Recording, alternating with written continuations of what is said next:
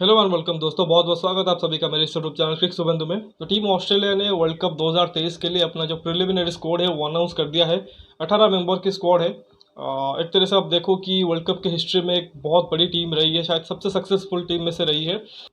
2015 में last time वो ODI world cup champion बने थे जब वो न्यूजीलैंड के साथ को होस्ट थे।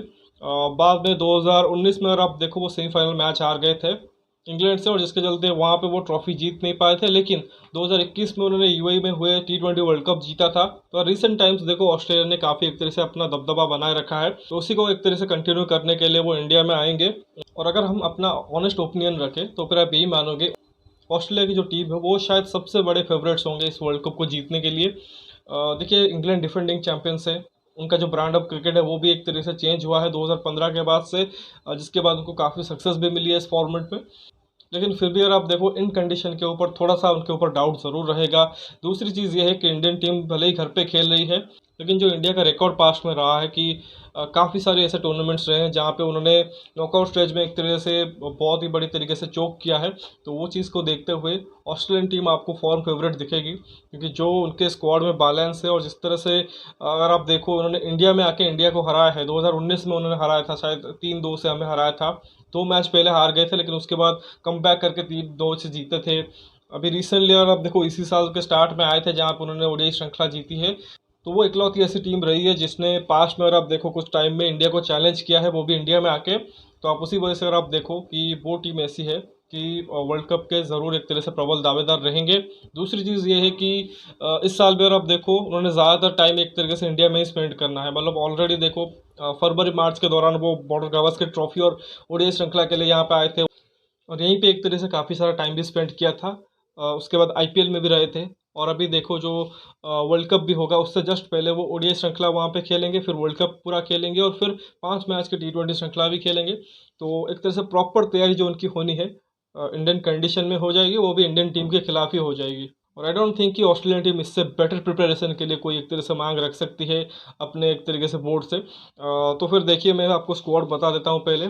साथ ही उनको जो बायलेटर्स भी खेलने हैं साउथ अफ्रीका के खिलाफ, उनको इंडिया से पहले उनको एक सीरीज़ खेलना है जहाँ पे ओडीआईज और T20s भी होंगे। तो उसके लिए भी उनका स्क्वाड अनाउंसमेंट हो चुका है। तो दोनों ही स्क्वाड के बारे में आपको बता दूंगा। तो सबसे पहले हम जो 18 मेंबर की उनकी वर्ल्ड कप की स्क्वाड है, मतलब फाइनल स्क्वाड नहीं है, एक डेडलाइन दी जाती है आईसीसी की तरफ से कि आपको 1 month prior to the world cup आपको स्क्वाड अनाउंस करना पड़ता है। उसके बाद आपको आई थिंक 10-15 दिन और भी मिलते हैं कि अगर आपको कुछ एक तरह से फाइनलाइज करना है, कुछ एक्सचेंज करना है प्लेयरों का, क्योंकि उसमें क्या होता है कि आप 15 नहीं, आप 18-20 खिलाड़ी एक तरह से पिक करते हो। कुछ उसमें से स्टैंड बाइज में होते हैं, मतलब 15 मेन स्क्वाड में और 5 जो कि स्टैंड बाइज में होते हैं, या 3 स्टैंड बाइज में, आप जितने रखते हो। और उसके बाद क्या होता है, जैसा कहा कि 10-15 दिन आपको एक्स्ट्रा मिलते हैं वहाँ पे आपको डिसाइड करने में कि क्या आप जो 15 हमने सिलेक्ट किया है उसी के साथ जाएंगे या फिर कुछ 2-3 बदलाव कर देंगे। तो वो वक्त भी आपको एक तरह से मिलता है। तो वैसे में वही हुआ है। देखो ऑस्ट्रेलिया ने 18 मेंबर की स्क्वाड अनाउंस की है। तो उसमें से वो 15 फाइनलिस्ट करेंगे आई थिंक सितंबर 5 तक, और बाकी जो भी एक तरह से उनके लिए रहेगा दिन उसमें वो डिसाइड कर सकते हैं on basis of their performance in south Africa series, या फिर जो इंडिया के साथ परफॉर्मेंस रहता है उसके बाद वो एक तरह से डिसाइड कर सकते हैं कि ये फाइनल 15 है, हम एक तरह से उतारेंगे। तो देखिए उनका जो स्क्वाड है, पैट कमिंस कप्तान है। अभी थोड़ा सा उनको इंजरी हुआ है ज़रूर, लेकिन वो फिट हो जाएंगे वर्ल्ड कप तक। बाकी Sean Abbott, Ashton Agar, Alex Carey, Nathan Ellis, Cameron Green, Aaron Hardie, then Josh Hazlewood है, Travis Head, Josh Inglis, Mitch Marsh, Glenn Maxwell, Tanveer Sangha, Steven Smith, Mitchell Starc, Marcus Stoinis, David Warner और Adam Zampa. अब इसमें से अगर आप देखो एक बड़ा नाम मिसिंग है, आई थिंक आप थोड़ा सा गेस कर पा रहे होगे, वो है मार्नस लबुशन। अगर आप देखो मार्नस लबुशन रिसेंट टाइम्स में ऑस्ट्रेलिया के एक की हिस्सा रहे हैं, लेकिन वो टेस्ट क्रिकेट में ओडीआईज में उनके नंबर्स काफ़ी ख़राब है। आई थिंक एवरेज भी कम है और उतने रन्स भी नहीं है। T20 में तो आई थिंक उनको कंसिडर नहीं करेंगे। तो ऐसे में थोड़ा सा सरप्राइज ज़रूर हुएंगे मानस लबुशन। उनको लग रहा होगा कि मैं स्क्वाड में पिक कर सकता हूँ, बट उनको पिक नहीं किया गया है। और विच इज़ फाइन, क्योंकि जो ऑस्ट्रेलिया का जो मिडिल ऑर्डर होगा उसमें अगर आप देखो काफ़ी सारे ऑलराउंडर्स भरे हुए हैं। तो अगर वो मानस लबुशन को खिलाते हैं, आई थिंक उनको एक ऑलराउंडर को छोड़ना पड़ेगा टीम से बाहर। काफ़ी सारे ऑप्शन है देखो, जैसे मिचेल मार्श है, मार्कस टोइनिस है, ग्लेन मैक्सवेल है, कैमरन ग्रीन है। मतलब ये सब अगर खेलते हैं तो फिर मानस के लिए जगह नहीं बचेगा उनके। ऑलरेडी अगर आप देखो टॉप ऑर्डर के लिए डेविड वार्नर, ट्रेविस हेड है, स्टीवन स्मिथ है, ऑलरेडी उनके पास बैट्समैन है। और बाकी जो इनके ऑलराउंडर है वो मिडिल ऑर्डर में आ जाएंगे। एक विकेट कीपर एलेक्स कैरी भी हो गए, तो ऐसे में मानुष लबुशन को आप कहीं फिट ही नहीं कर पाओगे। तो ऐसे में अच्छा ही है कि उन्होंने पिक नहीं किया है। बाकी बॉलिंग आप देखो कि बहुत सारे उनके पास ऑप्शन रखे हुए हैं, जैसे मिचेल स्टार्क हो गए, हेजलवुड हो गए, पैट कमिंस खुद हो गए, एक नेथन एलिस का ऑप्शन आ जाता है। स्पिन बॉलिंग में जाम्पा है, एस्टन एगार भी हैं, और तनवीर सांगा जो लेग स्पिनर है वो थोड़े से यंग है, उनको भी पिक किया गया है। मतलब बहुत ही अच्छा स्क्वाड है और कंप्लीट स्क्वाड है, जिसमें आपके पास बैट्समैन भी है, क्वालिटी ऑलराउंडर्स भी हैं, क्वालिटी बॉलर्स भी हैं। मतलब ऐसा है कि आप पिचेस के हिसाब से, कंडीशन के हिसाब से और सामने वाले टीम के हिसाब से अपनी टीम में चेंजेस कर सकते हो।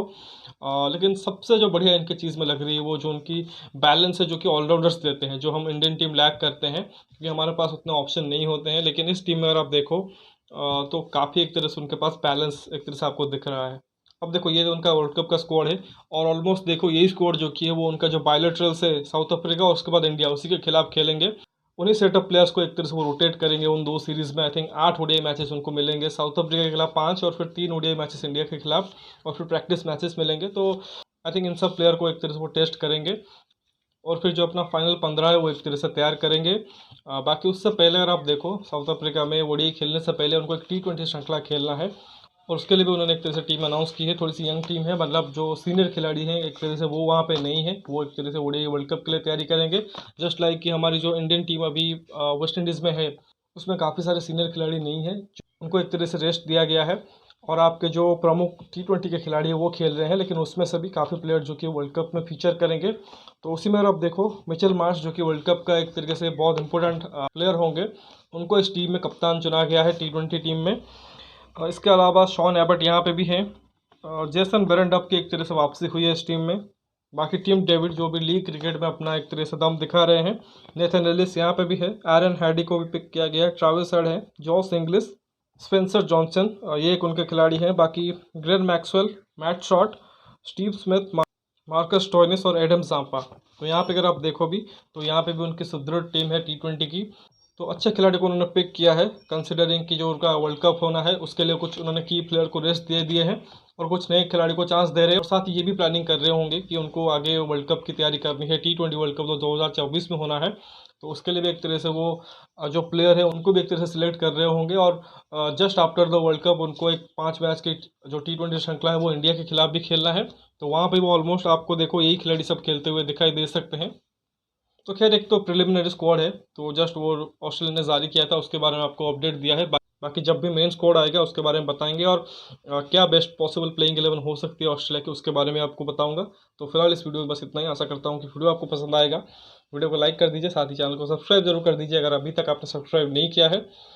बाकी कमेंट सेक्शन में अपना राय रखिए, और आप बताइए कि कौन सा वो खिलाड़ी है जो कि मिस आउट कर रहा है ऑस्ट्रेलिया के स्क्वाड से, या फिर कौन सा खिलाड़ी आपको लगा कि सरप्राइजिंग कॉल है। आई थिंक मैंने भी एक दो खिलाड़ी जो कि वो अभी एक तरह से नए नाम पढ़ रहा हूँ। एक तो एरन हार्डी हो गए, एक स्पेंसर जॉनसन हो गए।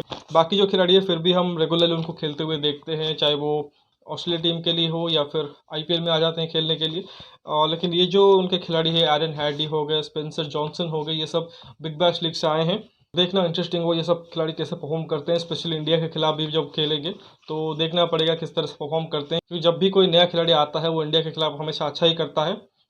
बाकी नोटिफिकेशन की घंटी दबा लीजिए ताकि हर एक वीडियो की अपडेट आपको टाइम टू टाइम मिलती रहे। मिलते हैं अगले वीडियो में, तब तक के लिए धन्यवाद। जय हिंद।